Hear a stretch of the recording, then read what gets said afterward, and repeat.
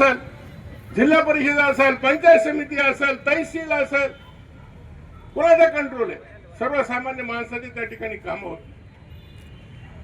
अशी अवस्था आहे राज्यामध्ये, देशामध्ये निर्माण. मी नाझिया इलाही खानचं बोललो. मित्रांनो, या देशामध्ये भाजप प्रेरित राज्यामध्ये एके वर्षात 2024 ते 2025 25 तरुण मुस्लिम तरुणाची हत्या करण्यात आली. जय श्रीराम बोला म्हणून त्याच्या नावाखाली. कुठं बजरंग दलचे लोक गो तस्कर करायला म्हणून त्याच्या नावाखाली.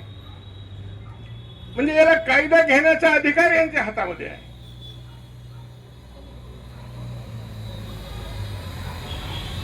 बजरंग दलवाले शस्त्र अस्त्र घरे पाडण्यात आले. 1,53,000. 1300 मस्जिदी, मदरसे, दर्गा, खानखा हे पाडण्यात आले. 1300 देशात, सर्वात जास्त आसाम. हे कसा राज्य आहे, कसा देश? हे देशामध्ये जातीय सलोखा. मराठवाड्यामध्ये मला कळत आहे तेव्हापासून मराठवाड्यामध्ये एक मुसलमान आमदारच्या वर कधीच निवडून आला नाही. AR अंतोलिया आणि खादी सलीम औरंगाबाद इम्तियाज जलील झाले होते. पूर्ण देशामध्ये 25-26 चे वर खासदार देश स्वतंत्र झाल्यापासून आजपर्यंत निवडून आले. काश्मीर पासून कन्याकुमारी पर्यंत विविध पक्षाच्या माध्यमातून सगळे या देशामध्ये सगळे हिंदूचं राज्य.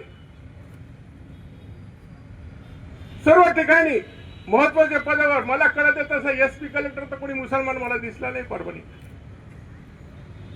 प्रत्येक ऑफिस मध्ये जा तुम्ही बघा किती तिथे हिंदू और किती मुसलमान. तरी हिंदू खतरे में,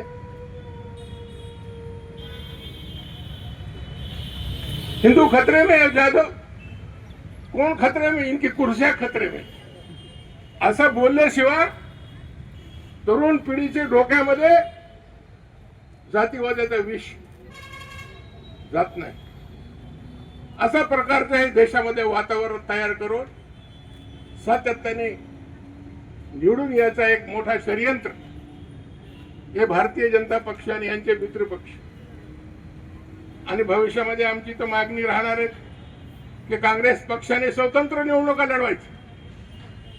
सभा आणि सोशल मीडियाच्या माध्यमातून इस्लामचे मोहम्मद पैगंबर यांच्याविषयी अत्यंत आक्षेपार्ह आणि वादग्रस्त वक्तव्य केल्यामुळे त्यांच्या विरोधात गुन्हा दाखल करण्याबाबत महोदय वरील विषयास आपणास विनंती करण्यात येते की दिल्लीच्या भाजपच्या नेत्या नाझिया इलाही खान यांनी विविध जाहीर सभा आणि सोशल मीडियाच्या माध्यमातून इस्लामचे मोहम्मद पैगंबर यांच्याविषयी अत्यंत आक्षेपार्ह व वादग्रस्त वक्तव्य केली आहेत. या प्रक्षोभक विधानांमुळे देशभरातील मुस्लिम समाजात तीव्र टिप्पणी केली, त्यामुळे मुस्लिम समाजाच्या धार्मिक भावना दुखावल्या गेल्या.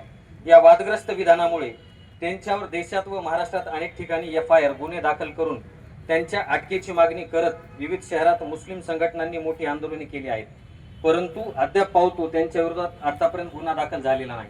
खासदार मेघा कुलकर्णी, आमदार संग्राम जगताप, नितेश राणे, आमदार गोपीचंद पडळकर, महेश लांडगे, हबप संग्राम बापू भंडारी महाराज संपूर्ण महाराष्ट्रात सातत्याने मुसलमानांच्या विरोधात आक्षेपार्ह आणि वादग्रस्त वक्तव्य सोशल मीडियाच्या माध्यमातून व जाहीर सभेच्या स्वरूपात केली जातात.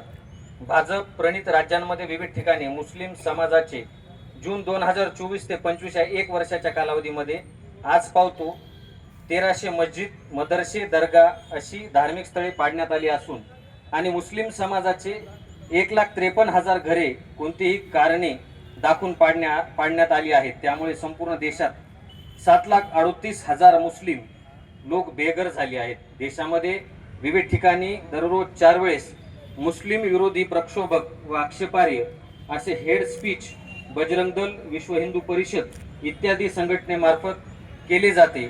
याबाबत कार्यवाही सरकारमार्फत केली जात नाही. आता आपल्याला रघुपती राघव राजाराम हे गीत गायचंय.